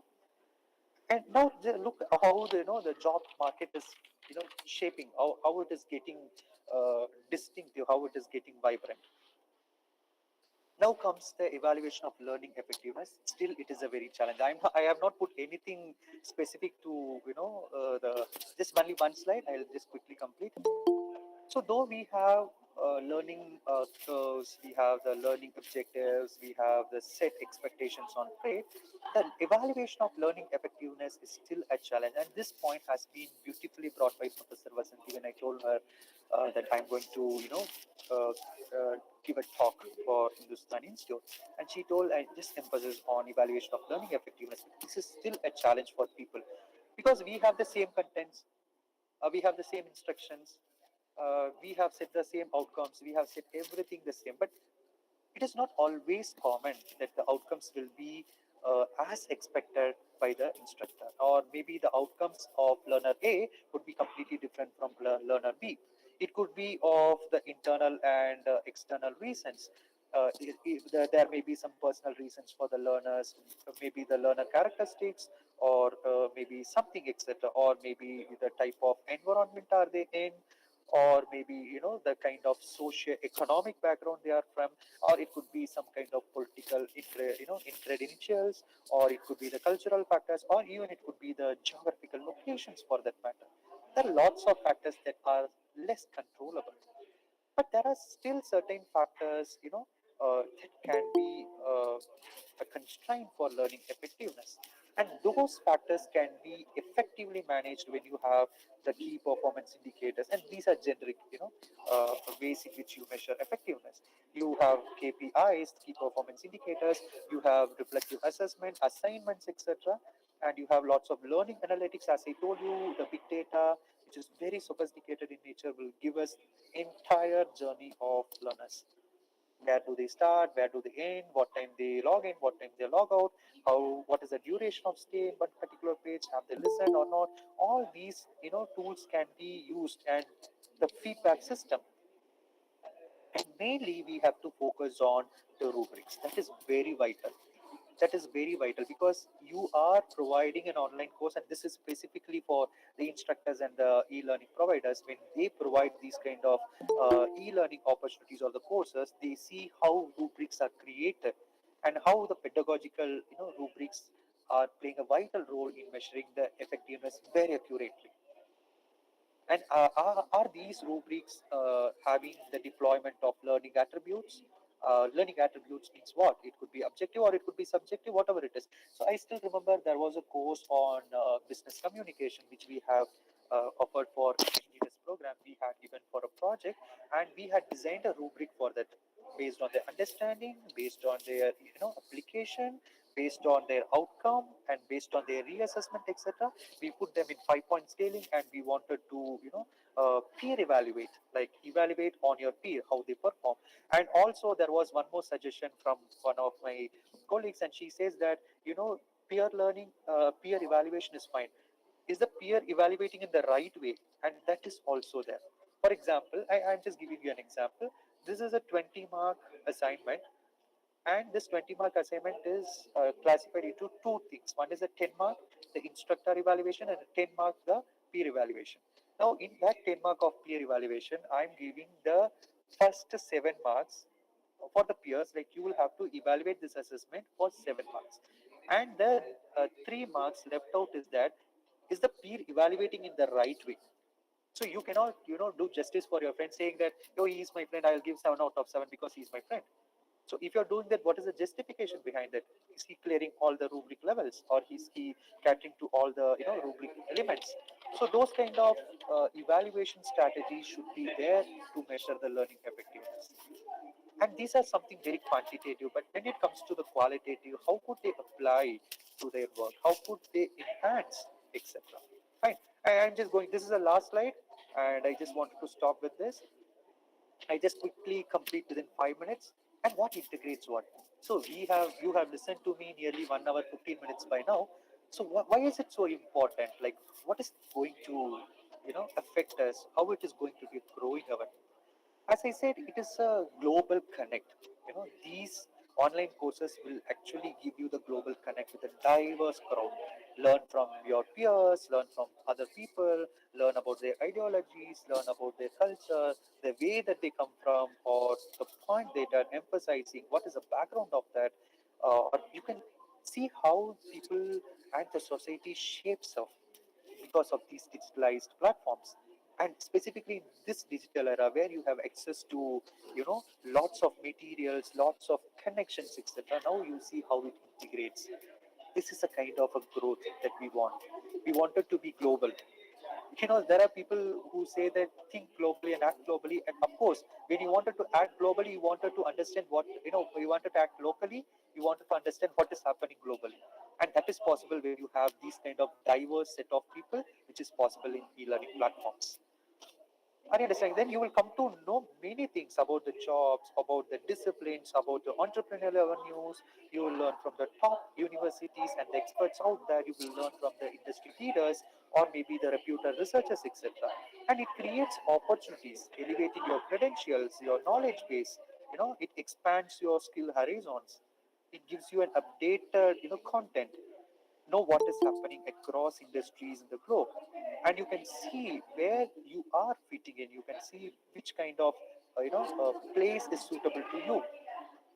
Are you fitting to the industrial requirements? You see what is lacking and then you perform it accordingly, and acquire your own space in the potential labor market. That is very vital, and these things are possible when you are so updated with the help of these online courses. And this disruptive changes home. And so if you wanted to know about this disruptive innovation, I have a Harvard Business article. I'll just forward it to Professor Nirmala. But when I was reading this article, I just happened to understand that these smaller organizations or the companies with a limited resources, now move their they move their level of operations, they upmarket, they move their challenges, they just go and target the larger companies, larger businesses. No, they just move upmarket and they challenge the top companies because the kind of creativity that is going inside, the kind of changes that are happening. Just give me a minute.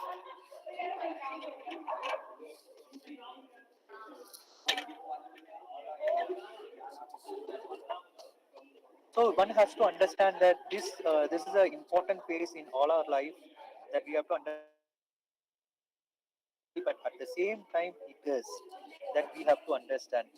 That is very vital. Now you take the case of travel booking, the taxing, print media, the translators, office assistant, could be the booksellers or could be the financial advisors, um, the recruiters, the hotel industry, delivery services. If I wanted to note, you know, I can note many things like the manufacturing industries. It could be the logistics, or it could be the inventory management, or even cashier in the banks. Now, if you see, all these job avenues are slowly changing because of technological interventions. I would not say that we will lose jobs, but we may, in case if we don't, acquaint with the technology, if we don't, use technology accordingly, if we are, let technology to rule us, then it is going to be a nightmare. It's going to be a disaster, destructive change for us. If you acquaint with the technology, and you are going to lead with a disruptive change. And based on that, there are lots of new markets that are coming up. As some, as Professor was rightly mentioning about myself, I not only play the program management role, but also involved in producing online courses. Actually, I'm involved in producing the first online course on organizational design, which is already there, but I'm into producing on hospital, sector perspective. By the way, technology is complex, but at the same time it is easy. I know you are little confused as to why do I have two different contexts. It is complex in the or easy in the way that we perceive and execute. Now, as I said, it is complex when it comes to social listening, but of course, this analytics to track consumer behavior, data on the objective behavior, etc. Or these are the things that are making life easier, but there are also the other opportunities that we have to understand the emotional aspect behind such behavior, and that is kind of an opportunity that is coming up, perhaps challenge as well. But these are lack of techniques, or maybe that can be seen as a growing avenue with the technology. Maybe future we will have a sophisticated, or who knows, some kind of some sophisticated technologies or techniques in play, which will also understand what kind of emotion people are while writing such kind of reviews. I understand. At the same time, when you work with the technology, please understand that it's not only you, you are also growing the organization. I understand it integrates your business, it integrates the society, it integrates individual labor markets, everything. Don't let technology to rule you, because it is very vital for us to rule the technology, because people are always on top of this. Technology cannot replace people on decision making. I understand this question has been raised in many of the forums where we say people who don't acquaint with the technology may, have such kind of impacts, but when you're on top of it, you are going to rule, but use for the betterment. And it will also lead you for the intellectual and economic benefits. As I said, learning from the knowledge centers, learning from the experts will actually increase your intellectual efficiency. And perhaps economically, in terms of cost wise, you don't have to travel, you have low cost, you don't have to invest a lot on getting admissions, etc. And creative and innovative outcomes, of course, as I said, something about creativity and innovation. Creativity is something you imagine, something new, but innovativeness is something which you implement. This is imagination, this is productivity, or maybe something you implement. And this creativity cannot be quantifiable, but this innovativeness can be quantified. And this is something new, this is introducing something new to the existing context. And there is no money involved for creative thinking, but there is lots of money involved when you talk about the innovative outcomes, because innovative outcomes are always risky, and that is very vital, but creativity is not so risky. And in terms of learning, research and development, as I said, learn, also unlearn, learn from what you wanted to, learn what will fit you there, etc. And research this, I keep on telling to many of my fellow researchers, like, whatever the kind of research that we pursue, there should be some kind of implications to the industry as well. Now, many industries, not many, almost all the industries are focusing on the technology interventions. What kind of integration that we can align to the research to the in terms of technology, that is very important. Are understanding? So now, when it comes to as an individual, now you learn and you do research. What is that the need in the future? And that is where you can continuously, do this learning, and that's what we call it as a continuous learning. It's going to be continuous, because today you may learn something that may keep you sustainable for some time. Maybe for your growth in the future, you will have to learn, because your experience should be seamless. The career experience should be seamless. And this is what I just wanted to leave you with. And I'm just closing this session by emphasizing you that please understand that we may have been to this university system, college system, etc., etc. But you also wanted to have global perspectives if you wanted to have a very good future in an organization. You wanted to be productive, because employees are now considered as talent assets, talent resources. And this talent has a specific characteristics. You cannot be a generic employee now. You wanted to be an employee who can contribute to the organization by contributing to yourself. The moment organizations see that you are growing and you're contributing your growth to the organizations, and you will also see your growth in the organizations. I just wanted to emphasize that learn, and learn always. That will help you in whatever the ways or whatever the focus that you are. Right? And with this note, I just thank Dr. Nirmala for inviting me to this conference, and I'm very happy about it. Mr. Mithun, thanks for getting me, in connect with Dr. Nirmala, and I got this, connect because of my colleague who's Richin, and he's also working with me. He actually, gave my number to Mithun, and that is how we got on this platform right now today. And when I told my team, like, I just wanted to go and present something, I just want to go and talk about our e-learning, etc. The first moment, my manager, and her name is Usha Ganeshan, and I think she has joined, and she said, "Okay, go to Rocket." And this kind of, facility, I'm very proud that I have this kind of people around me who can support. And there's one more person called Vijaya Tripathi, and she has given lots of materials for me to refer. And as I told you in the presentation, Professor Vasanthi Srinivasan, who is a chairperson of IMDX and a professor in OB and HR area, nowadays I'm sitting in her classes just to understand what are the things that are changing. Oh my God, this is what actually happening outside. And when I told her that I'm going to do, she also said, "Go, do it. And these are the things you can cover. Go, do it." And this would not have been possible because of all these people. I thank Dr. Nirmala, and all other doctorate scholars there, the faculty members, the institute, and the students and people who have joined YouTube, and my colleagues, Ms. Usha Ganeshan, my manager, Ms. Vijaya Tripathi, Professor Vasanthi Srinivasan.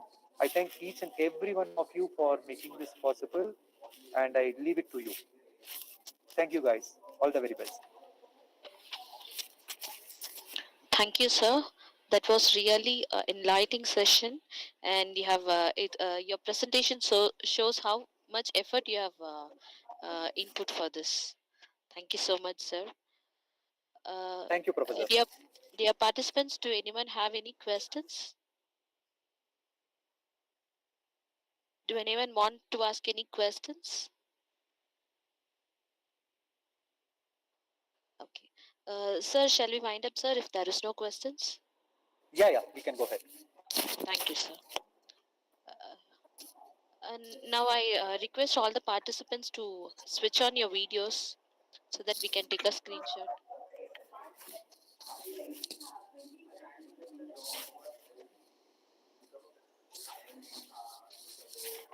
Everyone, kindly switch on your videos.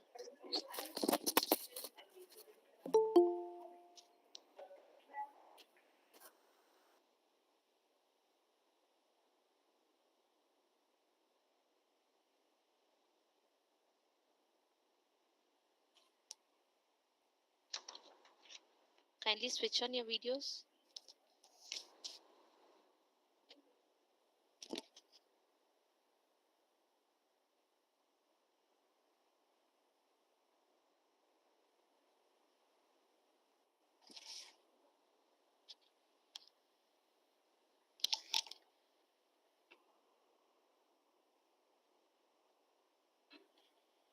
Okay, thank you all. So I now request Dr. N. Lakshmi Priya ma'am to deliver the vote of thanks. Good Lakshmi ma'am. afternoon to everyone. It gives me an immense pleasure to deliver the vote of thanks for this session. First of all, I would like to thank our chief guest, Dr. Sabari Shankar, Pedagogical Research Associate, Indian Institute of Management, Bangalore. Sir, you have given a clear explanation on the topic of e-learning, a growth avenue for better future. E-learning is a trendy topic at this scenario. This topic is more essential for all of us to survive in various fields. Thank you, sir. Next, I would like to thank our participants for their patience and eagerly listening this session. Thanks to our management for the continuous support. Thanks to the Chief Executive Officer, Dr. Karunagaran, sir. Thanks to our Principal, sir, Dr. A. Ponnusamy, sir, who always encourage us to do this kind of program. I would like to thank our department HOD, ma'am, Dr. M. Nirmala ma'am, who has taken initiate to organize this conference with a trendy topic. I thank our department faculty members and students for the continuous support. Once again, I thank you all.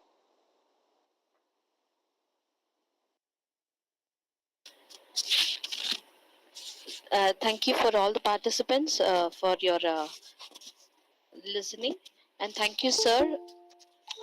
Thank you so much. And dear participants, you can join back for the afternoon session at 1:50 p.m. The session will start at 2 p.m. Just join prior 10 minutes prior to the session. Thank you. Thank you all. I'm leaving now. Thank you. Thank you, sir. Thank you.